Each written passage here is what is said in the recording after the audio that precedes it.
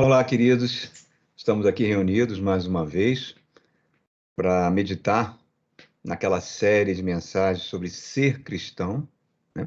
Como nós devemos ser cristãos, segundo o coração de Deus. E nós estamos falando, trabalhando na linda epístola do apóstolo João, a primeira carta do apóstolo João. E hoje nós vamos continuar. Eu convido vocês a abrirem suas Bíblias na primeira de João, capítulo 2. Vamos ler dois versos aqui, o verso 9 ao verso 11. Quem afirma estar na luz, mas odeia o seu irmão, continua nas trevas. Quem ama seu irmão, permanece na luz, e nele não há causa de tropeço. Mas quem odeia o seu irmão está nas trevas, e anda nas trevas, não sabe para onde vai, porque as trevas o cegaram. Então, qual o título dessa mensagem de hoje? Nós estamos chamando essa mensagem de por onde devemos andar, qual caminho a tomar. E reparem, nós estamos trabalhando nessa epístola tão linda do apóstolo João, né? A gente está chamando carinhosamente do nosso amigo João, e não devemos perder de vista uma coisa que o motivo supremo no coração dele, do apóstolo, é que cada um dos discípulos de Jesus se esforcem para imitar Jesus nas suas atitudes, na sua maneira de pensar e na sua maneira de encarar o mundo. E isso só é possível se tiver como regra de vida o amor. O amor. Para lá em 1 Coríntios, sem amor eu nada serei.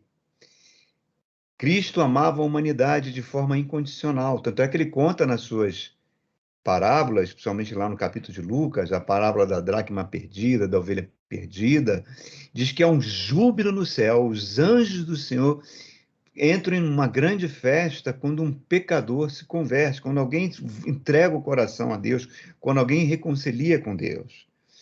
Então, a gente vê que o amor de Jesus pela humanidade é exclusivo a todas as pessoas, independente de religião, independente de posição social, de cor de pele. E qual é a base desse amor? Como ele criou a base, o fundamento desse amor? Está na cruz do Calvário, quando ele está sendo massacrado e crucificado, ele vira para o Pai e fala: Pai, perdoai-vos, porque eles não sabem o que fazem. Então, João está trazendo de novo esse assunto sobre andar na luz e rejeitar o caminho das trevas. Nós fizemos uma mensagem anterior sobre isso e ele está trazendo de novo esse assunto. O caminho que nós devemos andar, buscar, é o caminho da luz, né? A luz de Deus, ela só vai encontrar espaço no coração humano ou na sociedade humana se existir um pavimento, uma base de amor. Só dessa forma as trevas vão se dissipar. A Bíblia é muito realista, irmãos. A Bíblia, ela faz uma análise muito fria e muito cirúrgica sobre a sociedade humana, sobre esse mundo. Ela chama esse mundo de mundo tenebroso, um mundo dominado por forças espirituais da maldade. E esse processo de eliminação das trevas, ele só vai ser concluído definitivamente com a volta de Jesus Cristo, quando o reino de Deus foi implantado definitivamente no coração humano, né? Enquanto isso, nós estamos caminhando, estamos vivendo numa sociedade cuja matéria-prima que movimenta todas as relações humanas, quer você concorde ou não, é o ódio. O ódio é o oposto do amor. O ódio, ele é o produto das forças das trevas no coração humano. Todas as relações humanas são movimentadas por isso, basta você ver. O ser humano com a necessidade que tem de sobrepujar o próximo, conquistar o próximo, conquistar, muitas vezes, para satisfazer uma cobiça puramente egoísta do seu coração. Por isso que João está falando dele, começa falando ali no capítulo 1, ele vem dizendo para a gente que não existe neutralidade nas relações humanas. Ou você ama, ou você não ama. E você não amando é uma forma de ódio. É uma forma de ódio. Por mais duro que isso possa ser. E o ódio ele tem a capacidade de trazer as trevas na vida da pessoa. Por isso que ele está falando, a pessoa está em trevas, não sabe nem para onde vai. Por quê? Porque ela começa a experimentar uma cegueira espiritual. O seu espírito está recriado, entregou a sua vida a Jesus Cristo, mas se no coração da pessoa tem sentimentos que não são sentimentos de amor em relação a outra pessoa, ela começa a mergulhar dentro do mundo das trevas. E o que é fundamental que a gente saiba disso, queridos, que esse amor que a Bíblia está falando não é um amor altruísta, é um amor muito objetivo, um amor ao nosso próximo, um amor àquelas pessoas que convivem na nossa casa, um amor àquelas pessoas que são nossos vizinhos, que estão no nosso ambiente de trabalho. É uma coisa muito próxima da gente, né? Não é? A gente às vezes vê no mundo cristão uma incoerência muito grande, né? Pessoas que se dedicam a dar suporte, apoio financeiro às missões ao redor do mundo, mas não conseguem amar o vizinho que está do lado da casa dele. Não conseguem amar a pessoa do seu colega de trabalho. Ama as nações, mas não consegue amar sua família. E o apóstolo Paulo fala em Romanos, capítulo 12, que o amor tem que ser sem hipocrisia. Por quê? Porque a hipocrisia é um produto do ódio, é um produto das trevas. A hipocrisia é algo fake, é algo falso, que fica no coração humano. Olha o reparo, a Bíblia mostra o que aconteceu com Judas, né? O evangelho do próprio apóstolo João narra que na última ceia, quando Jesus se vira para Judas e fala o que você tem que fazer, faz logo, diz que o diabo entrou em Judas e Judas vai criar toda uma armação para trair a Jesus. E como é que ele traz Jesus? Ele traz Jesus com um beijo falso, um beijo fake, uma demonstração de carinho que não estava no seu coração. E isso a gente tem que evitar, irmãos. A hipocrisia é uma coisa muito séria, porque é uma forma de ódio. Então, como é que nós vemos as pessoas? Como é que nós nos relacionamos com as pessoas, né? A gente poderia colocar aqui, como é que eu posso dizer, alguns comportamentos que denotam se você não tem amor à pessoa. O primeiro comportamento é um comportamento de indiferença. Você é indiferente ao seu próximo. É como se o seu próximo fosse dispensável para você. Jesus conta isso de forma linda na parábola do bom samaritano, onde diz que um homem na estrada de Jerusalém para Jericó, ele foi assaltado por salteadores que bateram muito nele e deixaram no chão sangrando como morto. Jesus é muito cirúrgico quando ele fala que um sacerdote, o que é um sacerdote? Era aquele que tinha a função de servir de intermediário entre os homens e Deus. Quer dizer, um homem santo olha para aquele homem ferido e não dá a mínima.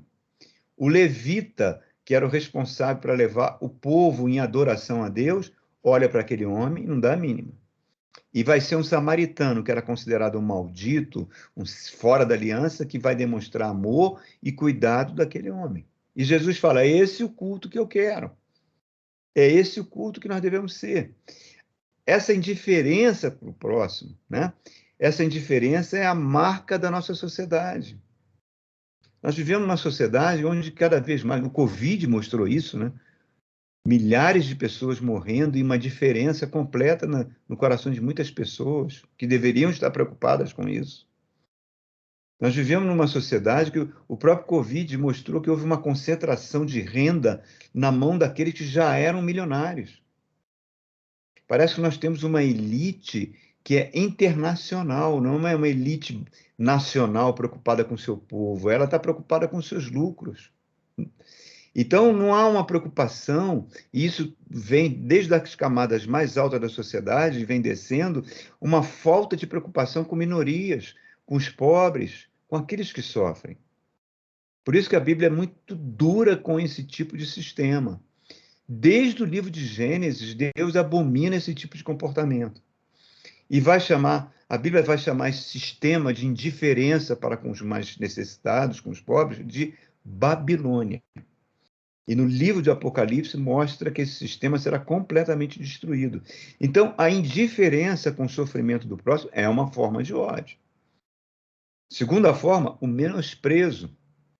O menosprezo faz você olhar a pessoa como se ele fosse um dessemelhante. Quer dizer, ele não é um ser humano, ele é um dessemelhante. É como se aquela pessoa não fosse humana, não tivesse a imagem de Deus. Não foi uma pessoa pela qual Jesus Cristo morreu na cruz do Calvário. É uma pessoa que você não está nem aí para os problemas dela, para a salvação dela. A gente tem muitos exemplos na história que falam isso. Muitos. Por exemplo, na Alemanha, durante a Segunda Guerra Mundial, a relação dos nazistas, os nazistas olhavam os judeus como não seres humanos. A escravidão que aconteceu no século XIV, século XV, século XVI, até o século XIX, dos povos oriundos da África Negra. Tratavam os escravos como não seres humanos. Os espanhóis, quando chegaram na América Latina, escravizaram os índios para arrancar ouro e prata, lá na mina de Potosí, na Bolívia. Eles convenceram o Papa da época para fazer uma bula papal dizendo que os índios podiam ser escravizados porque não eram seres humanos. Então, essa capacidade de você olhar as pessoas como não humanas, elas continuam até hoje. É o comportamento de todas as máfias. As máfias tradicionais do crime organizado, as máfias que trabalham com o tráfico de órgãos, as máfias de escravidão sexual que escravizam mulheres, olham todas essas pessoas como se elas não tivessem menor importância. E as pessoas que muitas vezes têm uma posição social elevada, ou têm uma tendência a olhar, muitas vezes, para pessoas pobres, desamparadas, como se não fossem semelhantes, ou que por não terem uma formação intelectual que nós temos. Então, é muito parecido aquilo que aconteceu com Jesus, quando Pilatos coloca um Jesus espancado, ensanguentado, que passou por uma sessão de tortura, aquele homem que só fez o bem para o povo, aquele homem que só fez milagres para o povo, e coloca do lado dele um assassino chamado Barrabás. E a multidão, preferimos Barrabás, crucifica esse Jesus. Reparem como essa tendência ela pode ficar no coração humano, irmãos. Isso é uma forma de ódio, é uma forma de trevas. Terceira forma que a gente pode analisar é você considerar o ser humano como um estorvo, como um incômodo, como alguém que vai produzir um desconforto de tédio em você. Isso é muito comum com as minorias. Vide os barcos de imigrantes que vêm da Europa, do norte da África, em direção à Europa. Milhares, centenas de pessoas dentro de um barco, confinadas, muitas na travessia morrem afogadas, crianças morrem afogadas, chegam pele e osso ali nas costas da Itália, na costa da Grécia, e são tratados como animais, como pobres, animais, estorvos para um país rico. E a gente pode ter esse comportamento até com pessoas que convivem com a gente, irmãos. Às vezes aquela pessoa que está sempre te ligando para contar os problemas e você não está interessado em ouvir. Então, reparem, irmãos, esses comportamentos não são comportamentos compatíveis com o coração de um cristão, com o coração que ama. E o pior desses comportamentos, o quarto, digamos assim, que seria uma consequência desses outros três, né, que nós falamos aqui atrás, que é você ter indiferença, você ter menosprezo e você considerar um estorvo, é você olhar o seu próximo como seu inimigo. Isso resulta desses comportamentos anteriores, porque a pessoa só vai ser sua inimiga se você já vem menosprezando ela no seu coração lá atrás. É um processo crescente do mal. Voltando ao exemplo dos nazistas com relação aos judeus, os alemães no século XIX não gostavam dos judeus, o sentimento antissemítico já estava muito forte. Quando o partido nazista soube ao poder na década de 30, eles começaram a perseguir sistematicamente os judeus, fechando as suas lojas, quebrando as vitrines, impedindo eles de trabalhar. E quando chega em 1943, 42, 43, 44, quando eles queimam a população judaica dentro dos fornos, aquilo virou algo natural para eles. Por quê? Porque já havia um processo de ódio em curso. Os fariseus, no início, achavam estranho Jesus. Alguns convidavam até Jesus para almoçar nas suas casas, mas esse sentimento dos fariseus de ódio em relação a Jesus vai crescendo, e 3 anos depois, eles vão estar lá entre os principais acusadores para crucificarem Jesus. O marido começa a se aborrecer com a esposa e começa a tratar mal a esposa, daqui a um pouco tempo ele pode estar espancando a esposa. A irritação vai criando um ódio. Então, reparem, irmãos, muitas vezes essas coisas são plantadas no nosso coração por meio de uma palavra. Por isso que Tiago fala que a língua é um mal terrível, né? Que ela não pode ter palavras, duas fontes, uma fonte de amargura e de ódio em relação a alguém, e ao mesmo tempo louvar a Deus. Isso é o cúmulo da hipocrisia. Então, reparem, como é que essas coisas acontecem no nosso coração? Às vezes é uma fofoca. A pessoa chega para você, fala mal de você em algum momento qualquer da sua vida, fala alguma coisa que te desagrada, e você, ao invés de verificar se aquilo era verdadeiro, não, você já assume como verdade. Daqui a pouco você está olhando aquela pessoa com os outros olhos, daqui a pouco você está com mágoa, com ressentimento, daqui a pouco você está odiando. Aquela pessoa vira uma inimiga. A gente vê muito isso quando você vê nesses filmes que abordam as máfias italianas nos Estados Unidos, Família Soprano, por exemplo, quando um chefe mafioso queria destruir um outro, ele falava para um terceiro que aquele falou mal da esposa dele, que falou mal da família dele. O outro não verificava, já ficava com ódio com relação àquilo e acabava matando a pessoa. Então, essa coisa diabólica que Deus abomina, Deus fala, uma das coisas que Deus abomina, está no livro de Provérbios, é quando alguém começa a falar mal de um irmão perante o outro, irmão. Nós temos que rejeitar isso. E é o que está crassando nas redes sociais, né? Nós somos bombardeados diariamente com fake news, com mentiras. E muitas vezes a gente repassa aquilo e vai nutrindo sentimentos de ódio, de violência dentro do coração. A gente não começa a criar uma má vontade com relação às outras pessoas, às vezes por bobagem, irmãos. Isso, me desculpe, isso é um comportamento que demonstra uma falta de inteligência. Você tem que, ao ouvir uma coisa, você tem que filtrar, analisar e ver se aquilo é verdade. Senão a gente vai escolhendo o caminho das trevas. E o ódio que vai nutrindo no nosso coração vai levando a gente para trás e vai nos afastando cada vez mais de Deus, porque Jesus fala: aquele que não perdoa o seu irmão, Deus também não perdoará nossas ofensas. É um processo crescente, a mágoa vira ressentimento, e depois isso pode criar um ódio. E as trevas vêm nos apanhar. Isso que ele está falando aqui, você não consegue enxergar o caminho. Por quê? Porque a sua capacidade de raciocinar fica obscurecida, você vai perdendo o discernimento espiritual, e o pior de tudo, você se torna uma pessoa manipulável. Os outros podem falar o que quiser para você e você vai achar que é verdadeiro. Aí como é que você vai dar um veredito sobre qualquer coisa? Pois o seu coração está doentio. É que nem uma ursa que você rouba os filhotes dela, ela fica fora de si. Jesus olha para a igreja de Laodiceia e fala: vocês se acham que vocês são poderosos, que vocês são ricos, que vocês são muito espirituais, mas vocês são cegos, miseráveis e nus. Por quê? Porque vocês são indiferentes ao sofrimento dos outros. Deus fala lá para o profeta Ezequiel que Sodoma e Gomorra foram destruídas não foi por causa da sua degeneração sexual, que era grave, mas a causa foi a indiferença com os pobres, indiferença com aquelas pessoas necessitadas.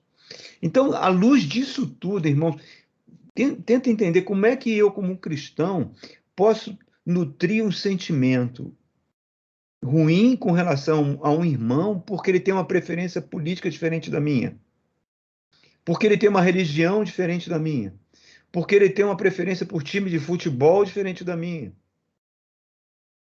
As pessoas, elas se agridem por causa disso. E nós vamos agindo dessa forma, nós vamos alimentando os espíritos das trevas. E nesse ambiente de rede social, tudo isso é muito potencializado. Eu estava vendo uma entrevista daquele jogador do Flamengo, Vitinho, que começou a ter um bom desempenho de uns tempos para cá, e foi contratado por uma alta soma, mas não conseguia render bem.